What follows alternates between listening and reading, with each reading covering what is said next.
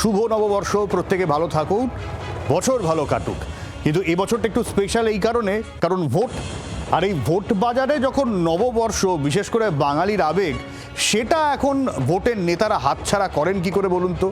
তাই কম্পিটিশন শুরু হয়ে গিয়েছে আজকে, কে বড় বাঙালি, কার বাঙালিয়ানা কত বেশি। ভোটের আগে নববর্ষে বাঙালি হতে মরিয়া সব পক্ষ। যেমন চেতলায় ফিরহাদ হাকিমের পাড়া, সেখানে শুভেন্দু অধিকারী চলে গেলেন, প্রভাত ফেরি করলেন, প্রচার করলেন। কড়া নিরাপত্তার আয়োজন ছিল, একেবারে ঢাক ঢোল বাজিয়ে জমকালো আয়োজন। এবার এই যে বললাম না ফিরহাদ হাকিমের পাড়া, এই বিষয়ে শুভেন্দু অধিকারী আপত্তি আছে। তিনি সাফ বলেছেন ওসব মেয়র পাড়া নয়, এটা মানুষের পাড়া। যারা বাঙালি হয়ে বাঙালিদের মারছে তাদের মানুষ বিশ্বাস করে না, পাল্টা দিয়েছেন ফিরহাদ হাকিম। শোনাই।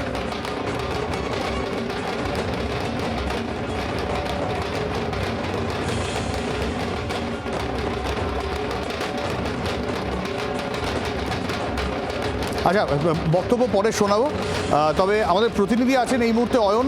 আমি অয়নের কাছে সরাসরি চলে যাব। আজকে এই প্রভাত ফেরি, ভোট, একেবারে বাঙালি হয়ে ওঠার চেষ্টা, নববর্ষের কতটা চেতলা, একেবারে ফিরহাদ হাকিমের পাড়া কতটা রঙিন হয়ে উঠলো, কতটা বাঙালি হয়ে উঠলো শুভেন্দু অধিকারী হাত ধরে।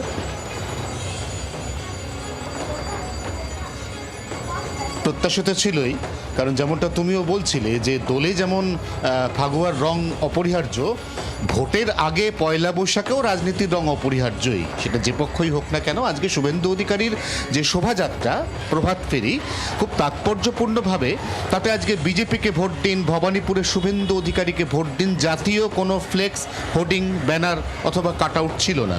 তার বদলে ছিল মনীষীদের কাট আউট, বাংলার মনীষীদের কাট আউট। সেখানে ছিলেন রবীন্দ্রনাথ, বিদ্যাসাগর, বিবেকানন্দ, নেতাজি সুভাষচন্দ্র বসু, ঋষি বঙ্কিমচন্দ্র, রামকৃষ্ণ পরমহংস, মা শারদা মুনি। অর্থাৎ এই যে বিজেপি বাঙালি বিরোধী, বিজেপি বাঙালির সংস্কৃতি বোঝে না এবং বিজেপি বাঙালি পছন্দ করে না, এই তিনটি যে তত্ত্ব নিয়ে গত 15 বা 20 দিনে তৃণমূল কংগ্রেসের মমতা বন্দ্যোপাধ্যায় থেকে শুরু করে ছোট বড় সমস্ত নেতা রাজনীতির ময়দানে বা প্রেস কনফারেন্সে যা বলে গেছেন একযোগে, সেটাকে আজ 1433 বঙ্গাব্দের প্রথম দিন খণ্ডন করার আপ্রাণ চেষ্টা। সেই চেষ্টা চোখে পড়ছে কার তরফ থেকে? চোখে পড়ছে শুভেন্দু অধিকারীর তরফ থেকে, যিনি ওই বিজেপির বাঙালি বিদ্বেষী এই তত্ত্বের প্রবক্তা মমতা বন্দ্যোপাধ্যায়ের বিরুদ্ধে ভবানীপুরে প্রতিদ্বন্দ্বিতা করছেন। সব্যসাচী একদমই অয়ন। আর ওই যে বললাম দুই পক্ষেরই বক্তব্য শোনাই, শুনুন।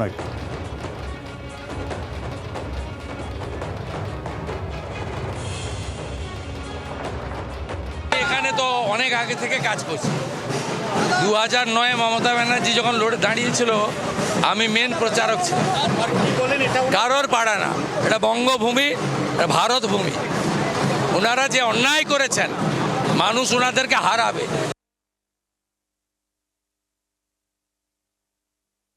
যারা বাঙালি হয়ে বাঙালিকে যারা মারছে, বাঙালিকে যারা লাঞ্ছনা করছে, সেই ডবল ইঞ্জিন সরকারের দালালি করে, তাদের বাংলার মানুষ বিশ্বাস করে না।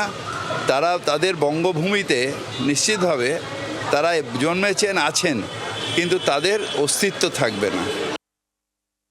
ঝন্টু বড়াই রাজনৈতিক বিশ্লেষক রয়েছেন আমাদের সঙ্গে এই মুহূর্তে। ঝন্টু, আপনার কি মনে হয় বিজেপিকে আলাদা করে বাঙালি হয়ে ওঠার প্রয়োজন কি রয়েছে? না তৃণমূল কংগ্রেসের অভিযোগের মধ্যে কি কিছুটা সত্যতা রয়েছে, নাকি এগুলোর কোনো প্রয়োজন নেই? বিজেপি মানে বঙ্গ বিজেপি, তার মধ্যে বাঙালিয়ানা ভরপুর। না, সব্যসাচী শোনা যাচ্ছে?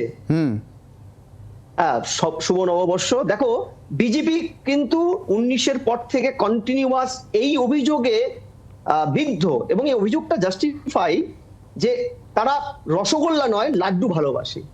অর্থাৎ এই যে বাঙালি বিজাতীয়তাটাকে তারা এখনো পর্যন্ত বাঙালিয়ানায় কনভার্ট করতে পারেনি, এই অভিযোগটা তো বিরোধী তৃণমূলের নয় বা অন্যান্য বিরোধীদের নয়, এটা বিজেপির ভেতর থেকেই খবর। তোমার মনে আছে ত্রিপুরার ভোটের আগে, পালা বদলের আগে, হঠাৎ করে এই যখন অপবাদটা উঠলো, তাদের বিরুদ্ধে এটা অভিযোগটা উঠলো, তারা সেখানকার আদিবাসীদের ভারত মাতার আদলে, ভারত মাতার আদলটাকে আদিবাসী মহিলার আদলে দিয়ে আদিবাসী অস্মিতাটাকে কিন্তু চাগার দিয়েছিলেন তারা। এবং প্রশ্নটা হলো সব্যসাচী, যে আজকে এই যে হ্যালো, হ্যাঁ বলুন। হ্যাঁ, আজকে এই বাঙালি অস্মিতা, বাঙালি আত্মপরিচয়, বাঙালির খাওয়া দাওয়া, মাছ, এটাকে রাজনৈতিক ভাষ্য কেন করতে হচ্ছে যুযুধান দুটো পক্ষকেই? তার বড় একটা কারণ তৃণমূল তো ভালো করেই জানে বাঙালি অস্মিতার প্রশ্নে বিজেপি যোজন পিছিয়ে, তাই এটাকে রাজনীতির পেরিফেরে আনতে হবে এবং তাদের ব্যর্থতাগুলোকে সাইডলাইন করতে হবে। এটাকে বলে পলিটিক্স অফ ডিসপ্লে। আর বিজেপির এই তাদের উপরে যে তকমাটা পড়েছে, এটা কার্যত ঠিক যে বিজেপি বহু রাজ্যে আছে যেখানে মাছ খাওয়ার বিপক্ষে তারা সরাসরি রাস্তায় নেমেছে। দিল্লিতে তুমি দেখো, এবং মাছ খাওয়ার জন্য তাদের বিরুদ্ধে কিন্তু রীতিমতন প্রহার বা বিভিন্ন ধরনের মানে একদমই ঝন্টু, আপনার কাছে আসবো। আপনার বোধহয় ফোনে কোনো গন্ডগোল হচ্ছে, আমি একটু বলবো ঝন্টুবাবু বিষয়টা ঠিক করে নিতে। মমতা বন্দ্যোপাধ্যায় তিনি পয়লা বৈশাখের শুভেচ্ছা জানিয়েছেন, আজকে সমস্ত বাঙালিকে নতুন বছরের শুভেচ্ছা জানিয়েছেন মমতা বন্দ্যোপাধ্যায়, এবং এই শুভেচ্ছা জানানোর পরে মমতা বন্দ্যোপাধ্যায়ের তরফে রাজনৈতিক বার্তাও কিন্তু রয়েছে। দিল্লির জমিদাররা অনেক অত্যাচার করছে, ভোট কাটছে, অনধিকার প্রয়োগ করছে। বিজেপি ভ্যানিশ ওয়াশিং মেশিন সব এজেন্সি দিয়ে বাংলার উপর জুলুম অত্যাচার করছে। এই অত্যাচারের বদলা নিয়ে তাই আসুন, আমরা দাঙ্গা নয়, রক্ত নয়, সন্ত্রাস নয়, অত্যাচার নয়। ওরা অনেক চমকাচ্ছে দিল্লি থেকে, কোনো চমকানি নয়। এবার আর অন্য কোনো প্রার্থীকে দেবেন না, জোড়াফুল চিঠে ভোট দেবেন। আর একই সঙ্গে প্রধানমন্ত্রী নরেন্দ্র মোদীও তিনিও একেবারে এই পয়লা বৈশাখের কার্ড শেয়ার করেছেন বিভিন্ন সোশ্যাল মিডিয়ায়, বঙ্গবাসীকে শুভেচ্ছা জানিয়েছেন।